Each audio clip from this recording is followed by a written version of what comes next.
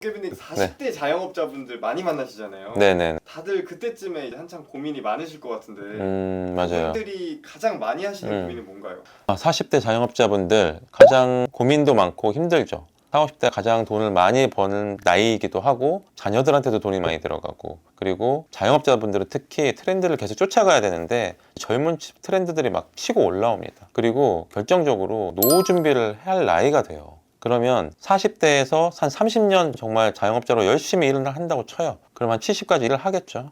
그럼 나머지 저희 100세 시대라고 했을 때 나머지 30년을 월에 2, 300씩 써야 되는데, 그러려면 지금 40대부터 쓸 거 다 쓰고 2, 300씩 저축을 해야 돼요.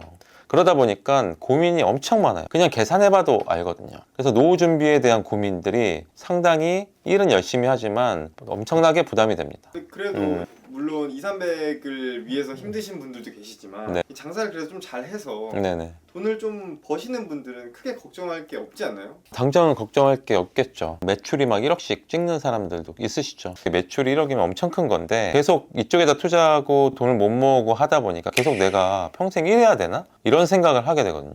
1억 매출을 찍어도 그러다 보니까 계속 그렇게 열심히 사는 것 같아도 인생이 크게 달라지는 게 없어요. 그러다 보니까 그 다음 스텝을 고민을 하게 되거든요. 근데 많은 분들은 그 매출 1억까지 찍기 위해서 아무 생각 없이 진짜 일만 해요. 그것도 상당히 어렵거든요.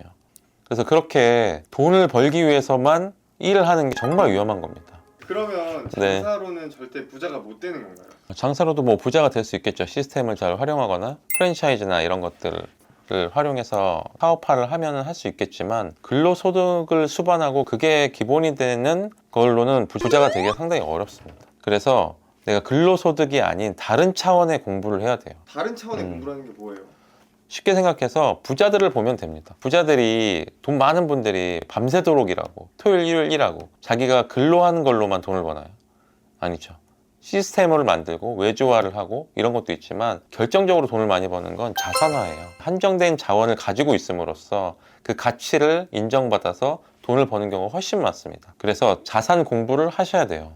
그리고 40대가 되면 인생의 골든타임이 옵니다. 평생 일을 할 거냐, 어느 정도 일을 하다가 그 다음부터는 자동적으로 자연적으로 돈을 벌어들이는 방향으로 갈 거냐. 40대는 돈도 많이 필요하지만 체력도 떨어져요. 계속 우리가 로봇처럼 일을 할 수 있으면 계속 근로소득을 하면 됩니다. 근데 우리가 근로소득만으로 돈을 계속해서 벌 수가 없어요. 40대 이후로는. 그렇기 때문에 40대까지 근로소득을 어느 정도 한다고 했을 때 그 목돈을 가지고 자산화로 넘어가야 돼요. 근로소득과 자산소득의 돈을 버는 속도가 완전 다르기 때문에 자산이 아닌 근로소득으로만 내가 현금 흐름을 가져오면은 체력도 안 되기 때문에 계속 힘들고 돈을 벌고는 있지만 계속 불행한 거예요.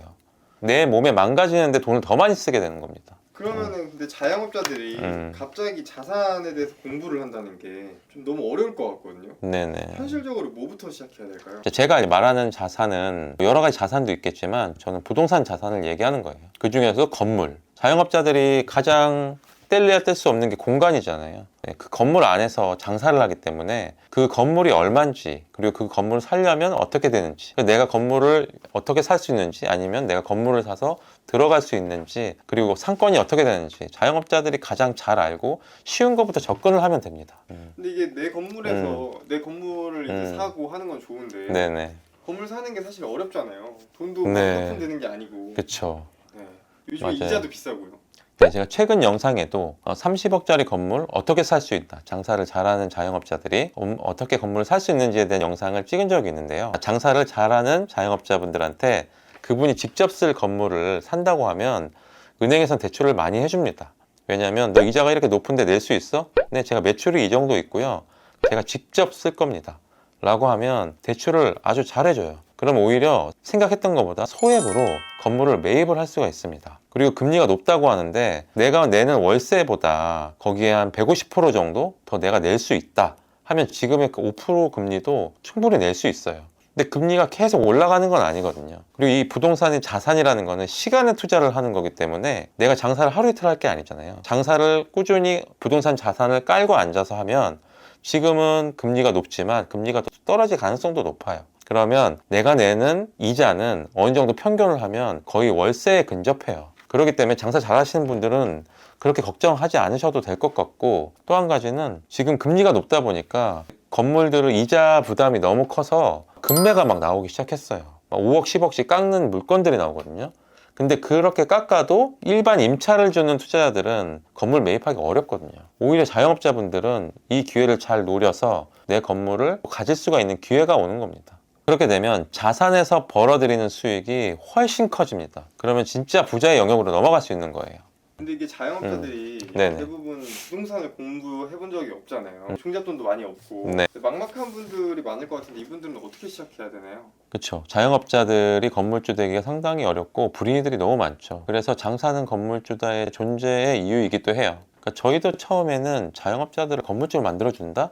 그러니까 저희만 그냥 투자하고 뭐 장사 잘하니까 한다고 했지 이걸 일반화시킬 생각은 못했어요. 그런데 건프로님이나 다양한 자영업자분들, 관계자분들과 한 번씩 건물을 보고 하다 보니까 조금만 알려드려도 금방 하시더라고요. 근데 왜 그렇게 못했나 봤더니 보통 빌딩 투자하면 난이도가 좀 있어요.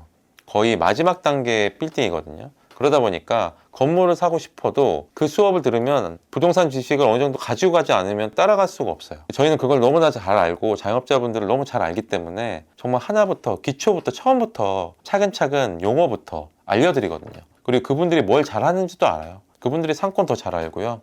어느 동네가 장사 잘 되는지 그리고 어떤 건물 어떤 구조가 더 좋은지 더 잘 아세요. 그런 것들을 오히려 같이 피드백 주고받으면서 그분들한테 더 도움이 되는 건물들을 찾아드리고 만들어드리거든요. 그런 디테일들이 정말 살아있고 그런 내용들이 되게 많이 축적되어 있어요. 저희 고정 댓글 보시면 거기에 디테일한 정보를 보실 수가 있습니다.